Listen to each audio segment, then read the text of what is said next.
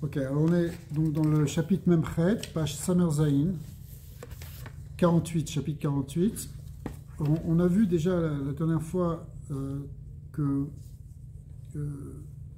en fait, l'idée est toujours, dans ces chapitres, de montrer qu'on peut avoir relativement facilement des sentiments d'amour pour Akadosh Baruch Hu dans notre service divin. C'est-à-dire qu'on peut arriver à faire les mitzvot, pas simplement comme ça parce qu'il faut les faire, parce que voilà, c'est la coutume, ou c'est le rituel, ou c'est par obligation, même si des fois c'est par Kabbalat Ol, on le fait parce qu'on a, même si on n'a pas envie, mais on peut arriver aussi à faire les choses joyeusement. Ça, on a vu plusieurs chapitres sur ça, et aussi avec des sentiments vraiment de Ahava pour Hachem. Et donc on a vu plusieurs techniques pour arriver à ça, plusieurs types de méditation. Les dernières qu'on avait vues, c'est qu'on pouvait savoir que si déjà on comprend qu'Akadosh Baruch Hu nous a aimés tellement, il nous a fait sortir d'Égypte, il a donné tellement à ce peuple, alors en retour ça va éveiller des sentiments d'amour pour Hachem. Le fait qu'on puisse aussi nous-mêmes se libérer spirituellement, ça c'est dans le chapitre 47, page 133, qu'on pouvait nous-mêmes qu'on pouvait sortir d'Égypte spirituellement, et sortir d'Égypte spirituellement, finalement, ça permettait, c'est-à-dire se départir de nos propres limites, de nos croyances limitantes.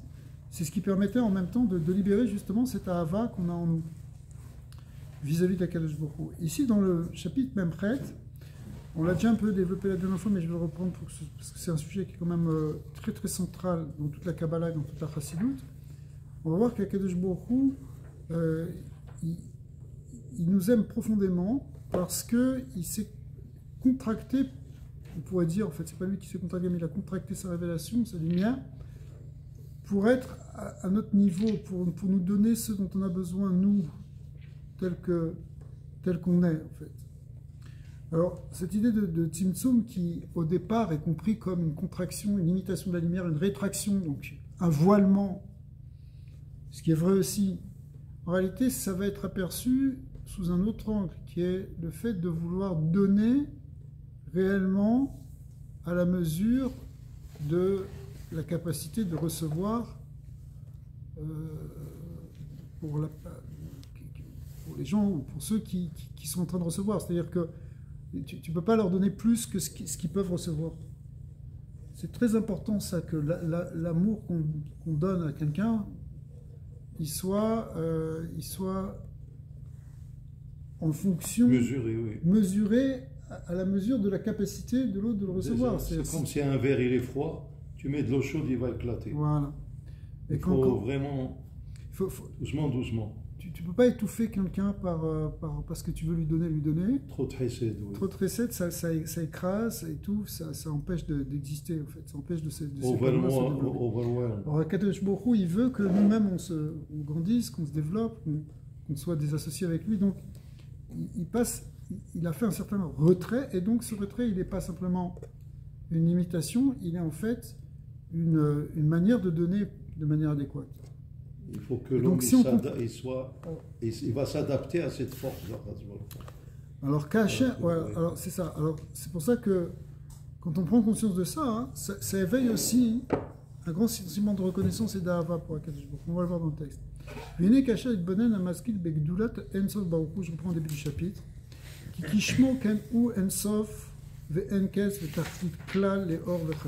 Donc quand on commence à réfléchir sur le concept que Dieu il est Ensof. Quand on dit Ensof, ça veut dire qu'il n'a aucune limite, c'est Kepshuto, aucun début, aucune fin. Et il n'y a aucune limite dedans. Au-delà de l'infini. C'est-à-dire que même sa lumière qui est sa révélation à lui, sa manière par laquelle il se manifeste, eh bien, elle porte aussi un caractère infini, Ensofi. Il y a deux explications dans le mot Or Ensof, qui est ramené par les Mekoubalim et qui est ramené dans les Sfarim de Chassidut. C'est que soit on dit que c'est la lumière du Ensof, soit on dit que c'est la lumière toujours du Ensof, mais c'est de la lumière infinie, sa nature est infinie.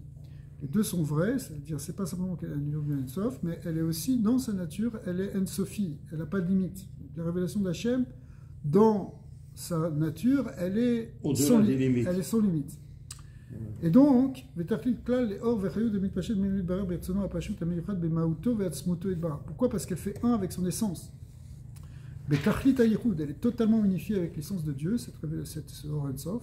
Et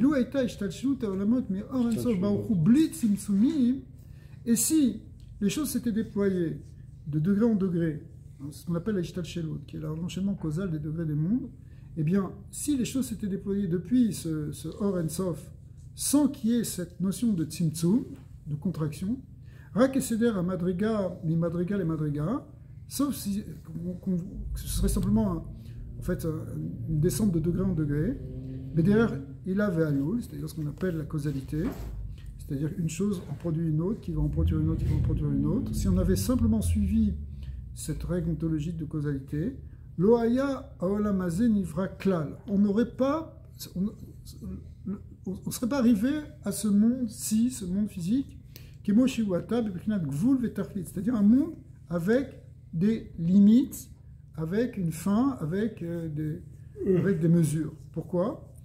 Parce que on ne peut pas passer de l'infini au fini comme ça.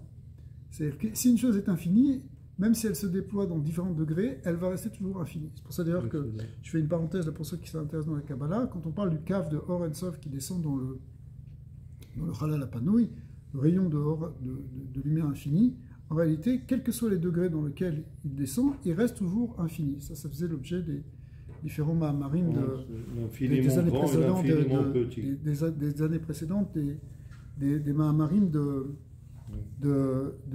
Bati Legani.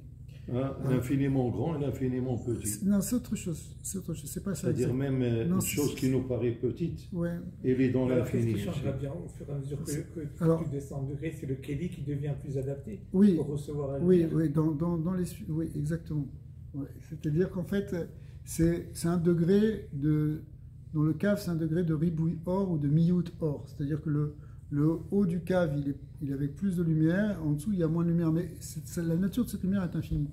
Mais pour passer à un monde avec des limites, des véritables limites, eh bien, il faut la notion de Tzimtzum. C'est-à-dire qu'Akadosh Baruch Hu va voiler la dimension de son infinitude pour laisser place à la dimension finie qui était aussi en lui en tant que possibilité, puisqu'il contient toutes les possibilités, tout est en lui, donc y compris la possibilité du fini.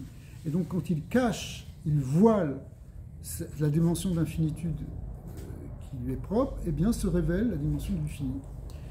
Ça c'est le principe du Tzimtzum. Mais s'il n'y avait pas eu ce Tzimtzum, on ne serait jamais arrivé à quelque chose avec des limites. Comme l'image qui est donnée ici, c'est qu'il y a des mesures, et les mesures c'est Rakea, Me'aler, Tav, Kuf, Shana. Comme on voit, alors les mesures qui sont marquées dans la Gemara, c'est que pour aller du ciel, de la terre au premier ciel, et ensuite du premier ciel au deuxième ciel, etc., jusqu'au troisième, etc., il y a une distance.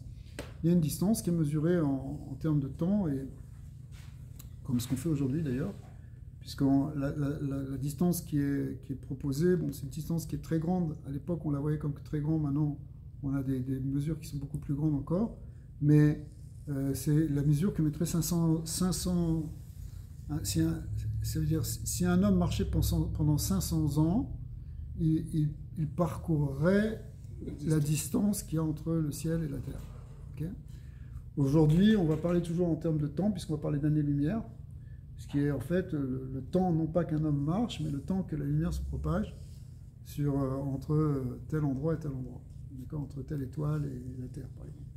Mais l'idée est la même, c'est-à-dire c'est intéressant de voir qu'on n'a pas changé la manière de compter l'espace, on le compte en parlant de temps, mais c'est des distances dont on parle. Mais peu importe, c'est pas vraiment ça le sujet. Le sujet ici, c'est que y a des mesures dans l'univers. Dans l'univers. Le monde le monde physique avec ses mesures, eh bien, pour arriver à ça, il faut le concept de Tzimtzum. Ça, c'est très important. Vechen ben bekol rakia verakia, c'est la même chose entre chaque ciel. Vechen uvi kol rakia, et aussi quand le Talmud parle de la largeur de chaque espace, de chaque ciel. La mesure. Vafilou olam haba vegan eden. Et même le olam haba, donc qui sont des mondes spirituels cette fois-ci. D'accord? Vegan eden aïlion, ou le Gan Eden supérieur. Madour Neshamot, dans lequel, en fait, c'est des espaces dans lesquels résident les Neshamot. Donc, on ne parle pas d'espace physique. Et bien, malgré tout, donc, Neshamot Tatzedikim, Agdolim, Neshamot Tatzman, Ben Sarir Lomar Amechalakim, ne parlons pas non plus des mondes dans lesquels résident les anges. Parce que pourquoi ne parlons pas non plus? Parce que quand on parle des Shamot, des Tzadikim, c'est quelque chose qui est plus élevé spirituellement que les anges. Donc, les anges qui sont en dessous, eux aussi, eh bien, tout cela va être soumis à la notion de mesure et de limite, parce que ça vient après le Tzimtzum. Un bebekina gvul, ils sont bebekina gvul vetaklit, qui yesh gvul le asagatam beor ensof baruchu. Pourquoi on dit qu'ils sont limités? Pourtant, c'est des Shamot, elles ne sont pas limitées par le physique. Oui, mais elles ont une certaine limitation inhérente à leur capacité de perception et de compréhension. Du fait que la perception du Ein-Sof, elle est limitée, ça prouve qu'ils sont limités. Mais qui n'est pas limité à ça? Il n'y a rien qui n'est pas limité à ça, sauf le Ein-Sof, justement. D'accord? C'est-à-dire que le monde après le Tzimtzum va venir dans la limite, va être soumis à la limite. Ah mais pourtant, quand on nous dit de faire résider le Blikvoul dans le Gvoul et de faire descendre, oui. Ce ne sera jamais du vrai Blikvoul.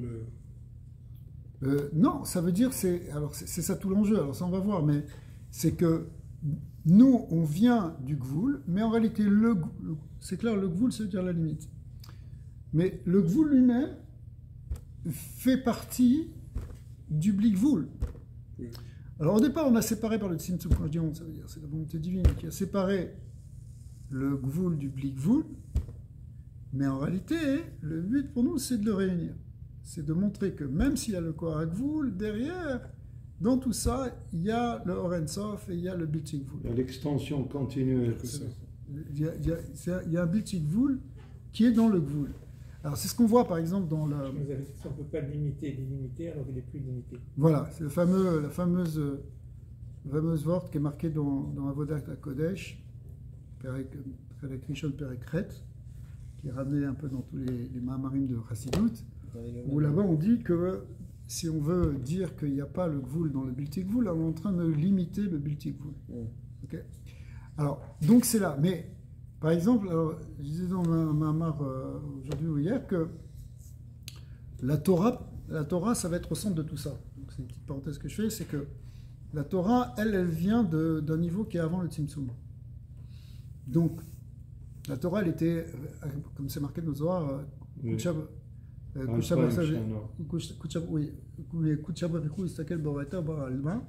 Dieu il a contemplé la Torah et après il a créé le monde. C'est l'architecture de la donc la Torah, elle vient d'avant le Tzimtzum. Donc la Torah, dans son essence, est illimitée. Sauf que maintenant, elle va se manifester aux hommes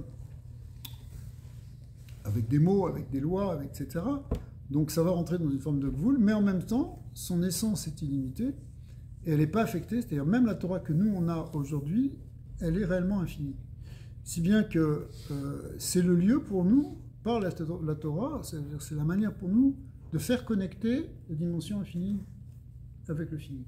Bien que nous sommes des êtres finis, mais le fait qu'on étudie la Torah, qu'on pratique la Torah et les mitzvot, en réalité, ça nous met en contact avec les dimensions infinies. C'est pour ça que le Haron, alors ce qui est marqué dans le Mahamar là-bas, c'est un Mahamar du Rabbi Rachav, c'est que,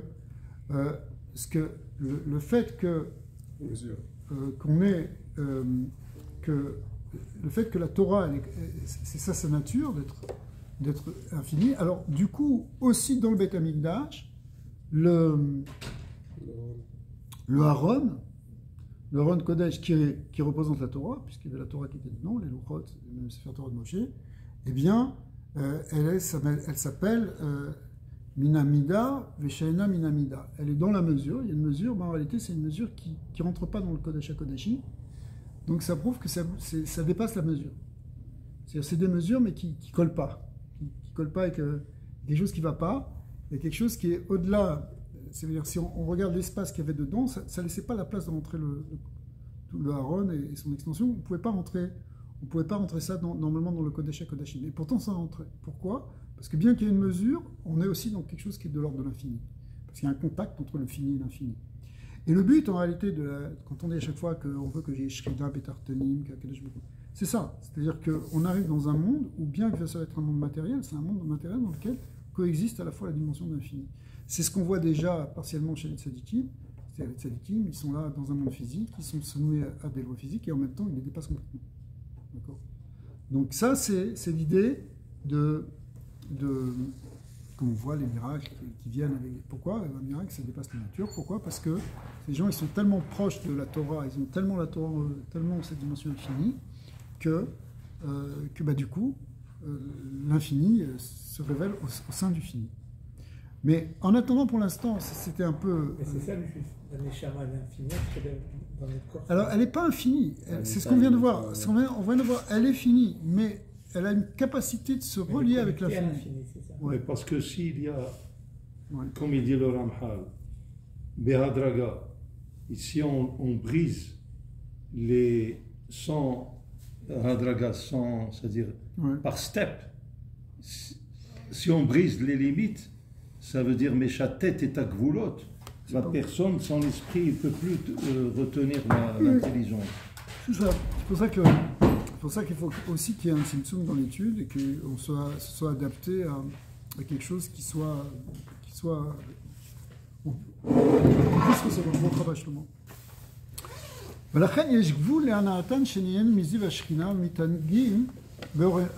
Donc même dans le Olam Haba, il y a des limites qui sont les limites de la saga. Donc à partir du moment où les choses se sont créées, c'est pour ça qu'en fait, ce qui est expliqué dans d'autres Pa'amarim aussi, c'est que la seule dimension infinie, c'est l'Or En Sof ou Atzmut Or En Sof, l'essence de Dieu. Mais tout ce qui est Olam Haba, tout ce qui est Gan Eden, etc., c'est bien, mais c'est limité. C'est pour ça que le Baal HaTanya, quand il priait, des fois on le voyait, il faisait des doutes, il était en train de prier, il disait, il parlait à Hachem, il dit Hachem, ni le Gan Eden Tarton, ni Gan Eden, ni le Olam Haba, ni certains endroits, des fois il disait ni le Olam HaKoudim, ni le je veux rien que ton essence, rien que ton Ensof. Ni Atzilut, ni rien. Il ne prie pas pour avoir le. Il prie parce qu'il aime Hachem. Parce qu'il veut rien. Et il n'y a que l'essence de Dieu. Il n'y a que l'essence de Dieu réellement qui est réellement infinie.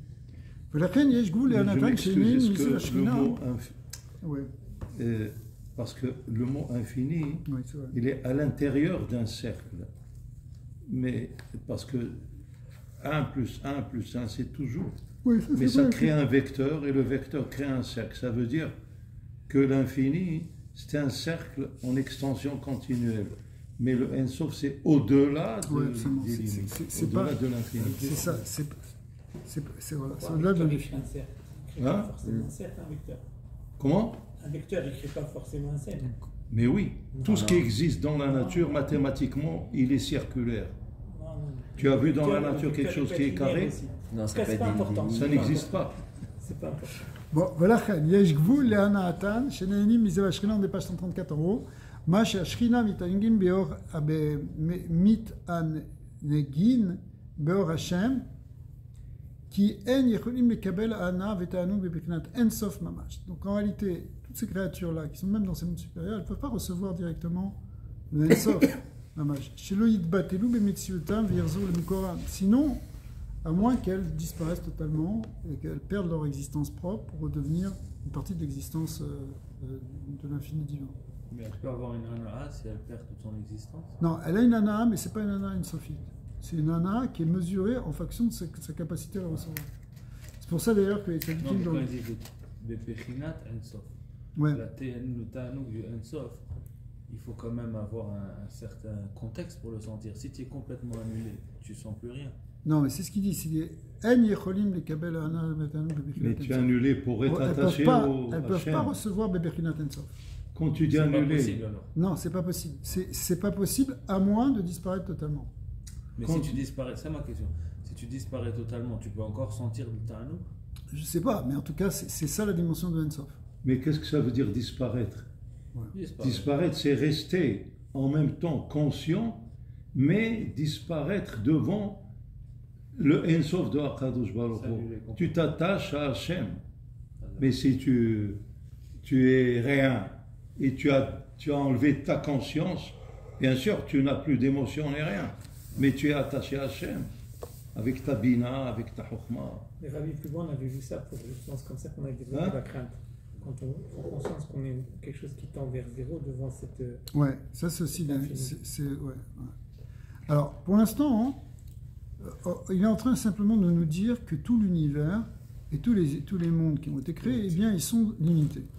Ils sont sous l'effet du Tzimtzum, c'est-à-dire avec une certaine limite. Vine, Pratiyut Tzimtzumim, si on veut rentrer dans les détails des Tzimtzumim, on ne va pas en parler maintenant. Mais le principe il est le suivant.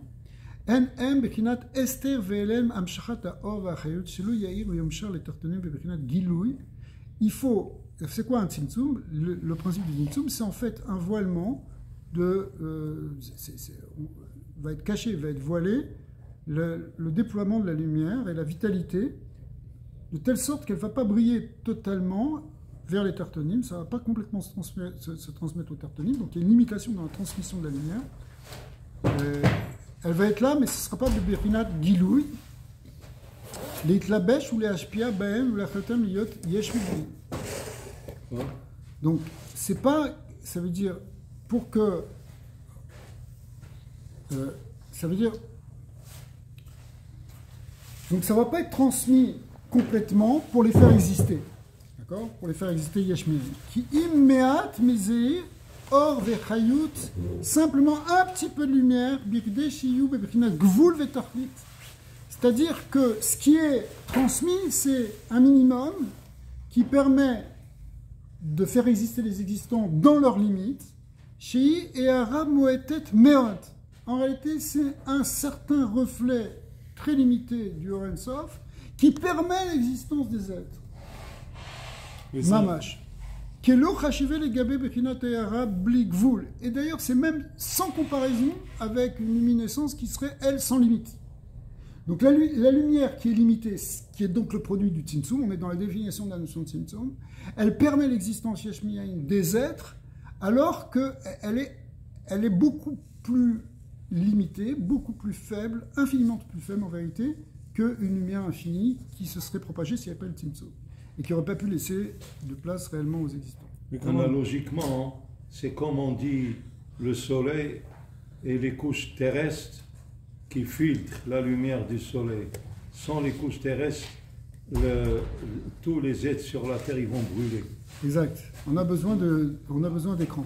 Mais comment on explique la question de si c'est que si c'est de la lumière infinie finalement, même si c'est un reflet d'un reflet d'un reflet c'est infini ou c'est pas infini? C'est quoi qui fait ce passage de l'infini à quelque chose qui est... Non, même si tu diminues l'intensité de quelque chose qui est infini, c'est naturel à l'infini. C'est ça le principe du Tzimtzum.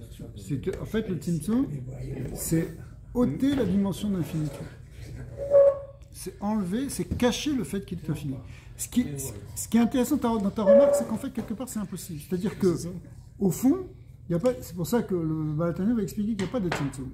Le Tzimtzum, il est chez l'eau Kepshuto, il est rak les Gabé Amekabelim. C'est-à-dire ça va être simplement dans notre création où nous, on aura cette perception du limité.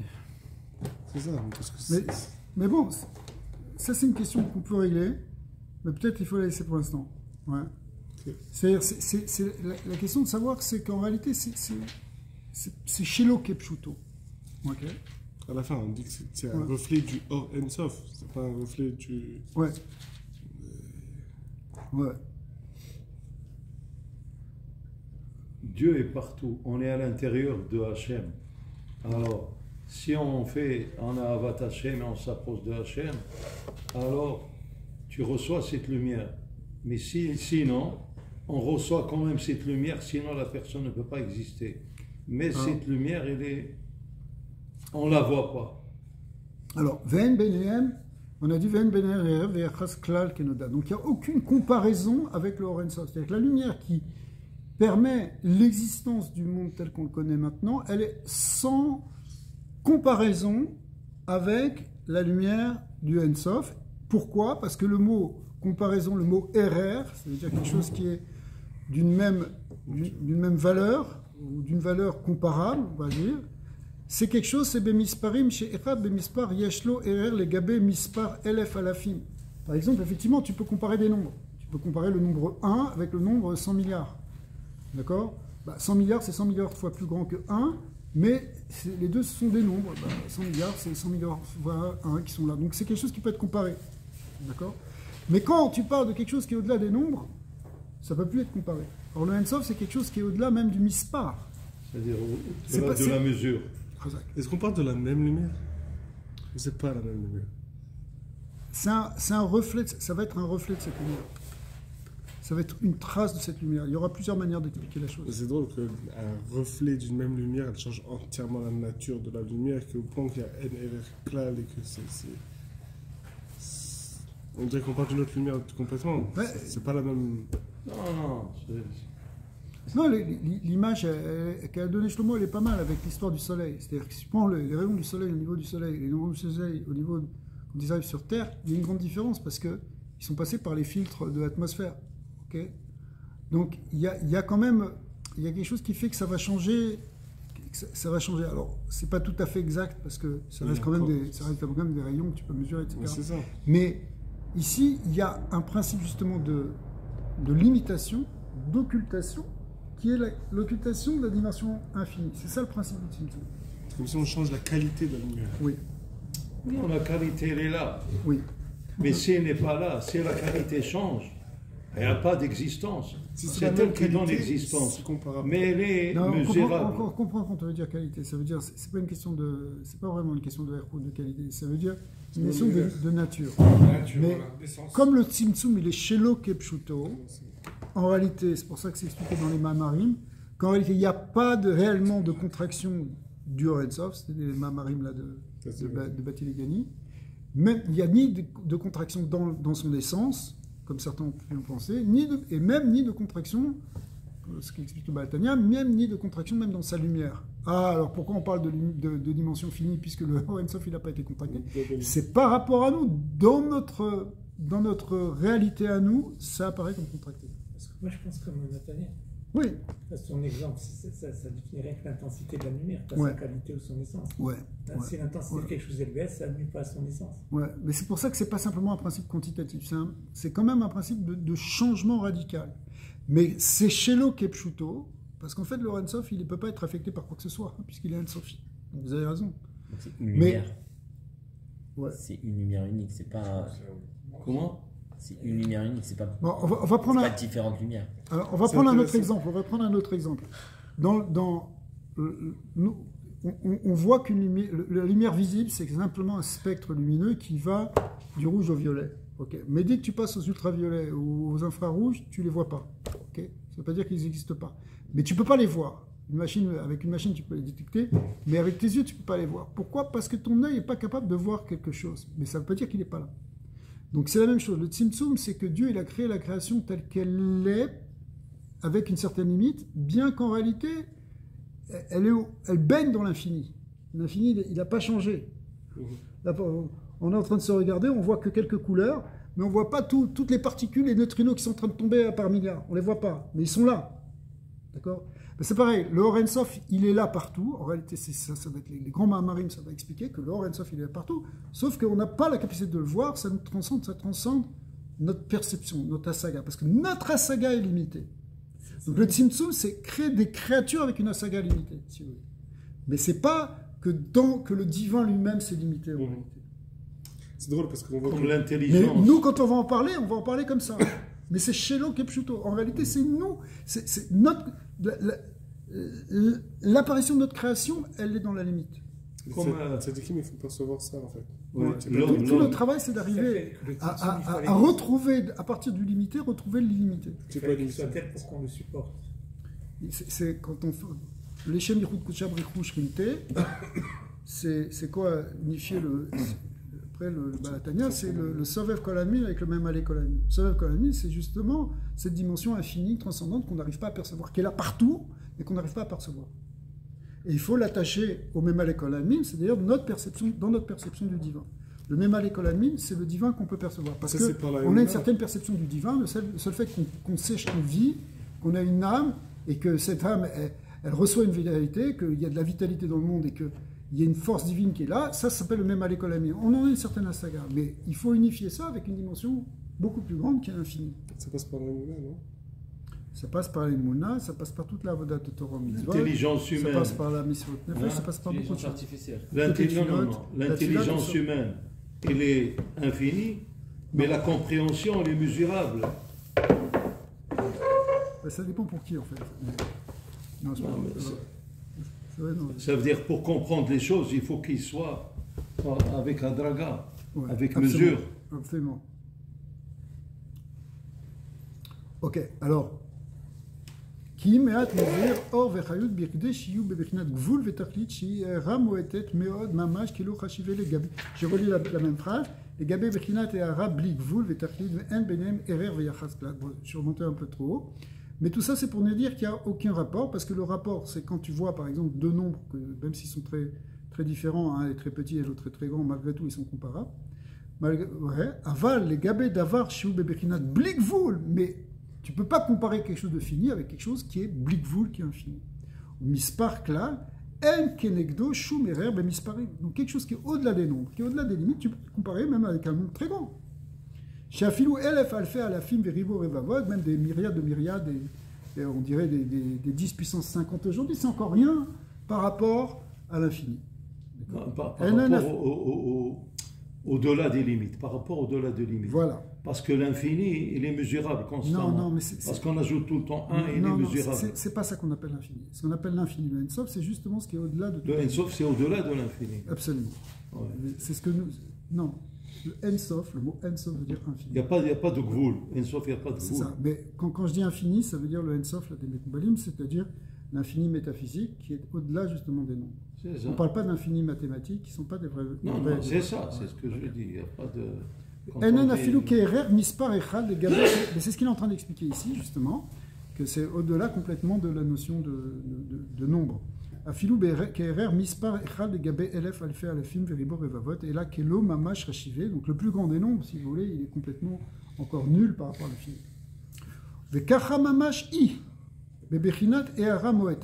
Alors, cette petite lumière, ce reflet-là, qui vient dans les mondes, et qui se reflète en réalité, Amitla Beshet Beolamot, qui s'habille dans les mondes, et Lyonim Vetartonim, que ce soit les mondes les plus spirituels, les plus élevés ou les mondes inférieurs.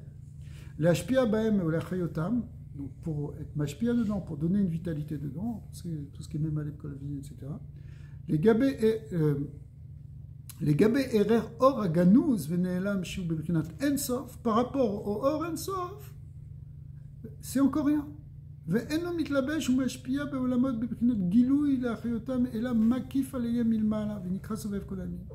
C'est encore rien à côté de cette lumière qui est infinie qu'on appelle le Sovev Kol Amin. D'accord?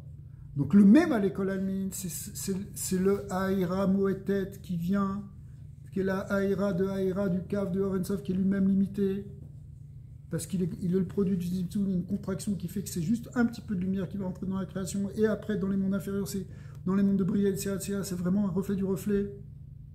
Ça, c'est strictement sans aucune mesure, sans aucune possibilité de comparer avec la lumière qui est au-delà du Tzimtzum, qui était là avant le Tzimtzum, qu'on appelle le Sovev Kol Amin.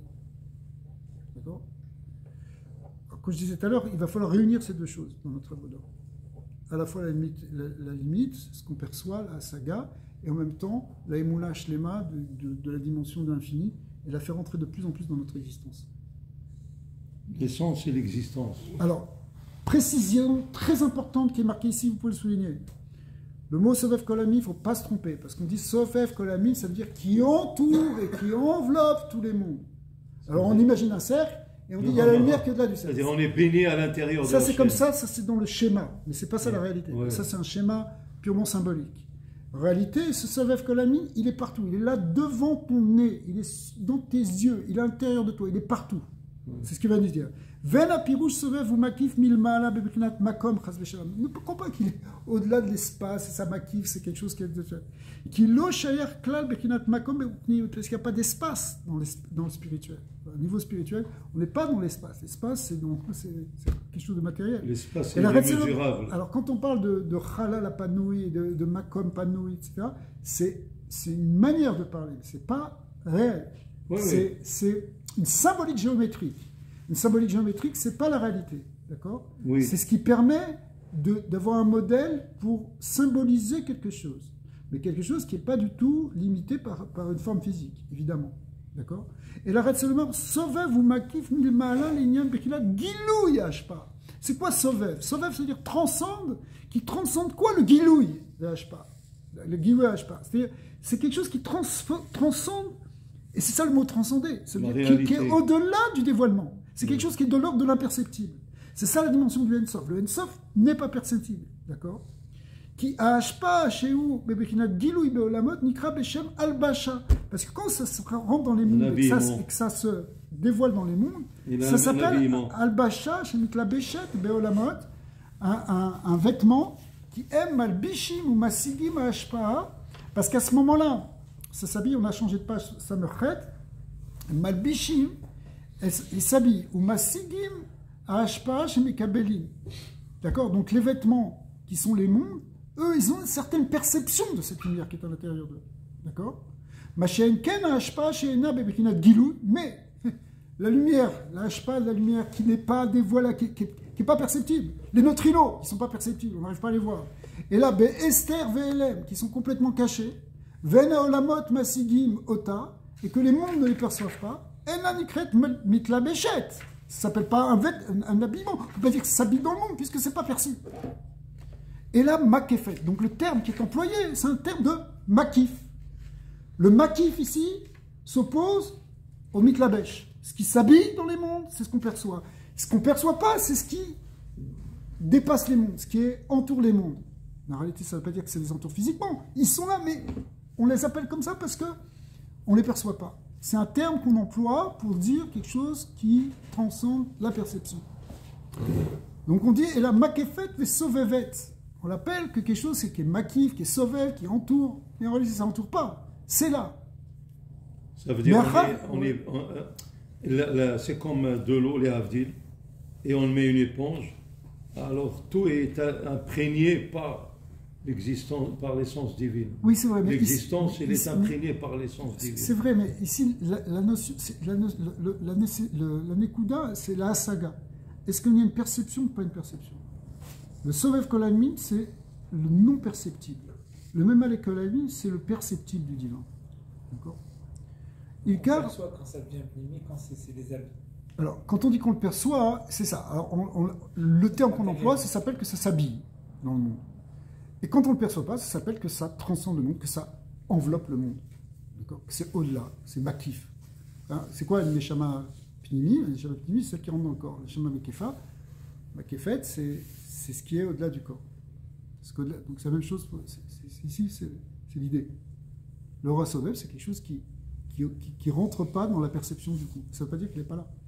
Même que la Neshama Mekefet, en réalité, elle peut être partout dans le corps, elle peut être partout. Et simplement, on ne la perçoit pas. Et ça veut dire quoi qu'on ne perçoit pas? Comment? Ça veut dire quoi qu'on ne perçoit pas? Il y a une dimension de Dieu que tu ne peux pas percevoir. Regarde, déjà, dans les... Même à travers la lumière? Déjà, on peut comprendre déjà par le fait, dans l'exemple qu'on a donné tout à l'heure, c'est-à-dire que déjà dans le monde physique, dans des lumières physiques, il y en a plein qu'on ne perçoit pas. On ne perçoit pas les rayons X. Les ondes aussi. On perçoit qu'une toute petite gamme de fréquences électromagnétiques. D'accord? Le ROV, on ne le perçoit pas. Alors imagine, ça c'est encore des choses qu'on peut percevoir à la limite avec des machines. Tu prends un truc pour faire des IRM ou des radios, tu arrives à les visualiser, ces rayons. Tu ne les visualises pas directement, mais tu les visualises à travers une machine. Mais il y a des choses qu'on ne peut pas birklal percevoir. Percevoir de la même manière que... Non, on ne peut pas la percevoir du tout. Même pas avec la moula. On ne peut pas la percevoir du tout. Ça ne veut pas dire qu'on ne peut pas en avoir une certaine conscience, exactement.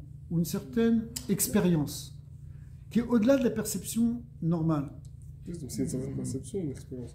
Tu peux avoir une relation avec quelque chose que tu perçois pas. Parce que l'expérience, tu vas l'avoir comme si je transpose avec l'image, de même que tu ne peux pas percevoir tu peux pas les percevoir les rayons X, mais tu peux en avoir une certaine expérience avec une machine. Eh bien, à travers la Torah, tu vas pouvoir avoir une certaine expérience du Sovev Kolalmi. Je prends un exemple qui peut-être rien à voir, mais quelqu'un qui va, je sais pas moi, Mais tu vas le sentir. Tu vas allumer une bougie pour un tzaddik. Ouais. Il ne va pas le Neshama du tzaddik, il ne va rien du tout. Il a l'aïmouna qu'il entend et après il voit des nissim. Il va au voile, il prie. Ouais. Il est en relation avec quelque chose qu'il ne perçoit pas. Ouais. Il y a des choses qu'on ne comprend pas, mais on les sent. Ouais. Ça ne veut pas dire qu'il va le percevoir, qu'il va le voir, mais tu peux quand même être en relation avec quelque chose que non, mais il ne voit pas concrètement c'est-à-dire, il ne voit pas concrètement sa prière monter et il voit le tzaddik en train de prendre la prière. Ah, tu ne vois pas ta prière monter. C'est grave, ça. Mais, alors, c'est pour ça. Je pense que tu vois. Tout ça demande un développement. Parce que, pour expliquer ça, il faut expliquer qu'il y a différents types de makif. Il y a ce qu'on appelle le makif karof et le makif rachon. Il y a des notions de makif qui sont au-delà. C'est ce qu'on appelle une bechinat ad ve'ad velo ad biklal. C'est un concept qui existe aussi dans le Maharim de Chassidut. C'est-à-dire que tu peux toujours te rapprocher de Dieu, mais tu n'es jamais arrivé à l'essence de Dieu. Pourquoi? Parce qu'elle est toujours au-delà. Tu comprends? Donc quand tu parles d'un tzaddik, c'est vrai, mais en réalité, si tu avais un niveau spirituel plus grand, peut-être tu le percevrais. C'est pour ça que les tzaddikim se voient entre eux. D'accord? Même spirituellement. Pourquoi? Parce que malgré tout, les neshamat sont limitées. Donc ça ne veut pas dire qu'elles sont imperceptibles. Elles sont imperceptibles pour des petits niveaux comme les nôtres. Mais puis si on avait un plus grand niveau, on pourrait BRR, alors c'est pour ça que Baba Salé pouvait percevoir le rabbi à distance, etc. Okay? Mais nous, on ne peut pas. Okay? Parce qu'on n'est pas Baba Salé. Mais par rapport à la dimension de l'essence divine, ou de la lumière de l'Ensof, qui fait un avec cette essence divine, comme on l'a dit avant, ça, c'est toujours un sovet absolu. C'est toujours un makif absolu. Et plus tu t'en rapproches, et plus tu sais que tu es encore loin. Et ce n'est pas un truc pour se déprimer, c'est pour se dire que c'est infini la manière de se rapprocher de lui. D'accord? Donc il y aura toujours une connexion entre le mémalé, entre notre perception, et quelque chose qui transcende, mais qui vient enrichir notre mémalé, etc., etc. C'est pour ça qu'il faut unir les deux, parce que, oui, on peut toujours progresser, et pas se dire, bon, bah, de toute façon, Dieu, il est inconnaissable, il est imperceptible, donc de toute façon, on n'a rien à faire. Hachem, il a mis dans la création que, justement, il y a quand même quelque chose qu'on peut percevoir, qui est le mémalé, mais qui peut augmenter parce que, en fait, ce sovev, il est toujours là, même si on ne peut pas le percevoir directement, il peut accroître la perception qu'on a du mémalé. Et quand on parle de Mamarim, ou je sais pas, quand une personne est filmée, c'est votre nefesh, ou que ce soit qui va toucher quelque chose de l'ordre du sovev qui se déplace. Alors, le fait de faire Messirut Nefesh, ça dévoile les forces spéciales dans notre Neshama, qui sont plus élevées, qui sont en même Bakifat, et qui nous mettent dans cette relation, dans cet avoda du sovev Kolami.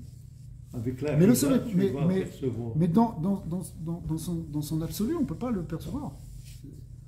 Personne ne peut percevoir, aucune créature ne peut percevoir l'essence de Dieu absolu, c'est impossible. Même dans les Mahamarim où c'est marqué Mauto, Veatzmuto, malgré tout ça, c'est précisé, le Rabbi Rachab l'a précisé, on ne parle pas de la Maout absolue, on parle de la Maout du Ensof, c'est-à-dire un certain niveau de dévoilement de Malchut, etc. Allez, Moshe Rabbeinu. Même Moshe Rabbeinu. Il arrive à quel niveau? Plus loin que nous? Oui, il arrive beaucoup plus loin que nous. Il est dans ce qu'on appelle, ce que les Zohar appellent Asplakaria de Meira, c'est-à-dire une vision directe, contemplation directe du divin. Mais c'est toujours Veraiti et Achorai et Veraitem et Achorai. On ne peut pas voir l'essence, la pnimiut de l'essence de Dieu. C'est impossible parce que c'est au-delà même de la notion de voir, de percevoir. Tu vas fondre à l'intérieur. Ouais, c'est ce qu'il avait dit au début, c'est-à-dire à moins de disparaître. On est imprégné par Hachem, mais tu ne peux pas être imprégné à un certain niveau, sinon tu vas disparaître. Rabbi, comment ça se fait qu'il y a des choses que les animaux perçoivent et qu'on ne perçoit pas? Parce que chacun il a un spectre de perception. Nous, peut-être, on pourrait le percevoir, peut-être si on arrivait à calmer notre mental et notre intellect, et qui crée une certaine... Qui est un grand outil pour nous, qui nous permet d'être plus élevés que les animaux, mais en même temps qui voile un petit peu, ou qui voile partiellement d'autres manières de percevoir les choses. C'est-à-dire que le fait que nous, on est dans des pensées et qu'on est en train de réfléchir, alors on ne peut pas percevoir un tremblement de terre comme le font, ou un tsunami, comme les animaux le perçoivent une demi-heure avant. Donc tu vois une demi-heure avant le tsunami, tu vois tous les animaux qui remontent vers les collines. Ouais. Et c'est le moment de prendre ta voiture et foncer, quoi. Mais toi, tu peux pas le penser. Mais toi, t'es pas dans ça. T'es pas que dans l'animalité des choses. il y a peut-être des techniques qui sont d'ailleurs interdites par la Torah pour revenir dans la dimension purement animale, percevoir les trucs. Il y a des chamans qui font ça, etc. C'est assourd par la Torah parce que c'est considéré comme du kishouf, etc. Enfin, il y a des problèmes. C'est parce que la Torah ne veut pas qu'on descende justement dans l'infra-animal, enfin dans l'animalité, mais en fait, c'est des possibilités qui seraient en nous, oui. Et peut-être qu'il y a des tzadikim qui arrivent quand même naturellement à éveiller aussi ces sentiments, ces perceptions à un autre niveau. Ouais. Moi, je te parlais au niveau olfactif ou auditif. Parce que ce que tu as dit, j'avais lu un article où il disait que l'homme, c'est lui qui ressentait ces catastrophes naturelles dans son inconscient. Et ça le rendait nerveux, il sécrétait de l'adrénaline qui excitait les animaux comme le chien ou d'autres. Donc le chien captait cette sursécrétion d'adrénaline.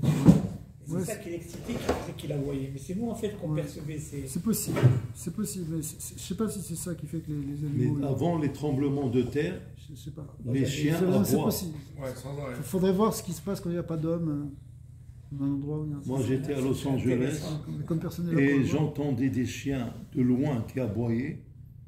Et j'étais dans un endroit, j'ai dit, il faut quitter tout de suite. Il m'a dit, qu'est-ce qui se passe?